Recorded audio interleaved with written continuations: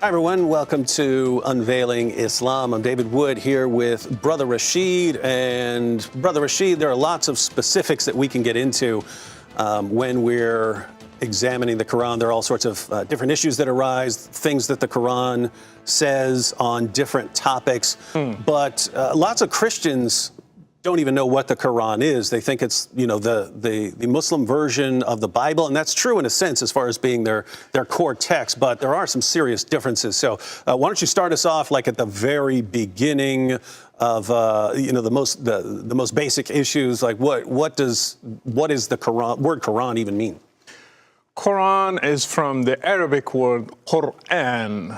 So Quran is not even an Arabic word. So even if Muslims say it's Arabic, it's not. It's Syriac. It comes from Syriac language. Quite a bit of Syriac going around. Yeah. In there, some sources. It's Qaryono, actually. Or Qaryana, it depends if the West or the East. So Qaryono, Qaryana. Qaryono or Qaryana means a scriptures, a liturgy. So when in the early days they go to church and they read certain readings, a reading is called Qaryono, Quran. So Muhammad or whoever compiled the Quran used that word, a liturgy, to name this book. We read also in history when they gathered the book, they didn't find a name for it. Actually, some sources say they tried to name it a gospel. And so they say Mushaf. Now we say Mushaf. Mushaf is a book. Sahifa is anything written, we can call it Sahifa. This is Sahifa, for example. So Mushaf is a book, that the gathering of pages. So it's a book. Mushaf is a book. Quran is this book. It's written in Arabic, classical Arabic, very old. It's like reading Shakespeare now, or even worse. So we don't understand most of it. If you go to mosques or go to the street and ask Muslims in Morocco or Tunisia or Egypt, you ask them some basic words in the Quran, they would not know the meaning. And people don't even scholars don't know the meaning. I was just reading a chapter of the Quran and reading the commentary, and it actually said there are 16 interpretations of what this word means. So I was like, what? There is not a single verse in the Quran I never read in the commentaries there are differences about this verse. Until now, I never found one that there is a total agreement about the meaning of that verse. And that is, I think that is an issue, because one of the things the Quran repeatedly claims is, it talks about how clear it is. Like Allah Arabi Mubin. Yeah, it's like Allah a clear Arabic book. Yeah, so like the impression you get from reading these claims about how clear it is like Allah had all eternity to get this book exactly the way he wanted it, and he made it like the perfect, most clear language he could, and then you read it, and it's you can read a dozen completely different interpretations of a verse.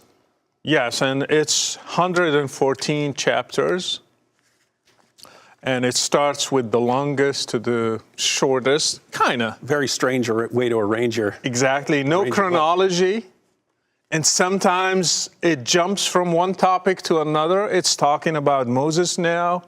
Suddenly Noah, suddenly Jesus, suddenly about the polytheists at Muhammad's time, suddenly about how heaven proves the existence of God, and you see no link between topics. It's not like the Bible, you read Genesis and then you expect what's coming next and you follow the process.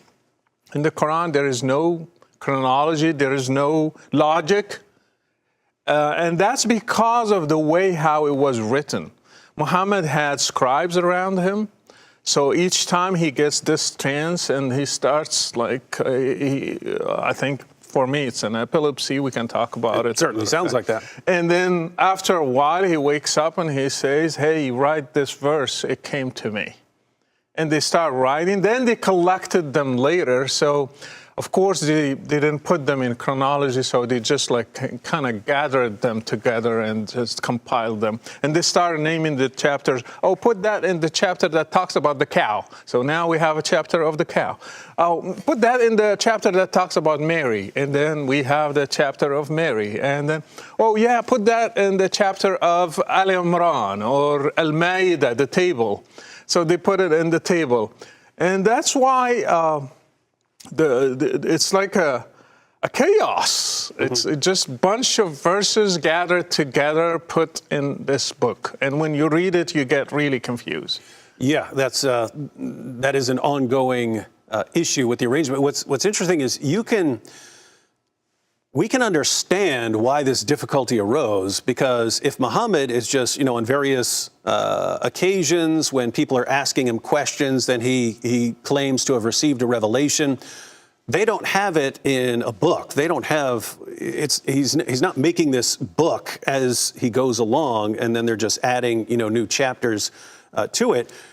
He's giving verses and passages to his followers, telling them to memorize it, and then some of them are memorizing it and so on. So it's all circulating. And then Muhammad dies, and it's like, oh, we've got all this stuff. Yeah. We've got all this stuff that Muhammad's been quoting for all these years to us, and we need to put it together. And it's just so weird to say, hey, let's just, we got the little prayer at the beginning, but other than that, we'll go longest to shortest, even though it's completely out of order. One of the problems is the Quran doesn't give you even the background of certain verses. So we have to dig somewhere else to understand why he said this, for whom, and what's the topic here exactly. For example, يَسْأَلُونَكَ عَنْ ذِي الْقَرْنَيْنِ. They ask you about ذِي الْقَرْنَيْنِ. Who? Yeah. Who asked? Why? So you don't understand. You have to go to commentaries. They say some Jews, some polytheists, different interpretations.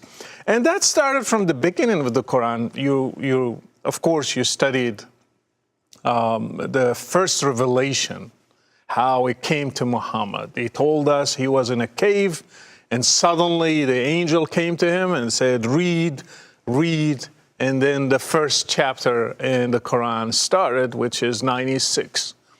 But who knows exactly? Because even that story, when we dig, at the beginning they said it was a dream, and then they changed it through history. Now it's a fact. It's not just a dream. It happened literally. They believe it happened as is.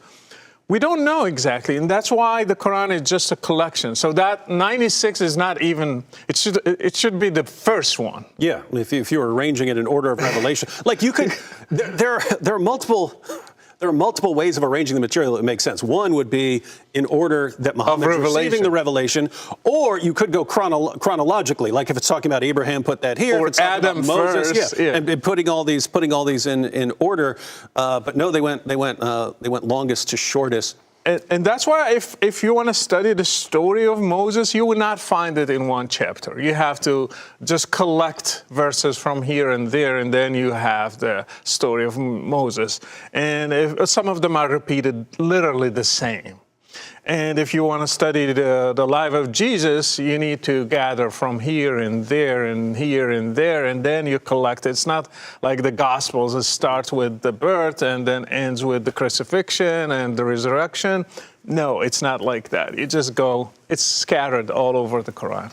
Yeah, and so it's quite a bit of work. And so some of the issues that you've already brought up, one, the Quran is saying things, if you do not know what this is responding to or what question this is responding to or the background, you don't even know the people who are named. If you don't know the historical background, you can't understand this. And then the way it's arranged is confusing, especially as something we'll be talking about eventually, the idea of abrogation, that earlier revelations can be canceled by later ones. But if it's not in order, you need all of these outside sources and commentaries to understand a book that constantly brags about how clear and fully explained that it already is. The Quran is not sufficient for a Muslim. The Quran always has to have something with it.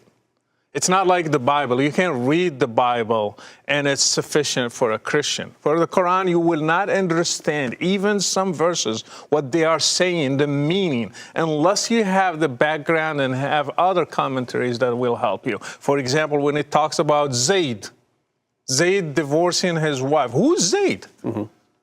What's the relationship with Muhammad? And we don't know. So you need to dig somewhere else. Or like when it mentions Luqman, we don't know. Yeah, who's Luqman? Who's this guy? Yeah. Who's Dhul Qarnayn?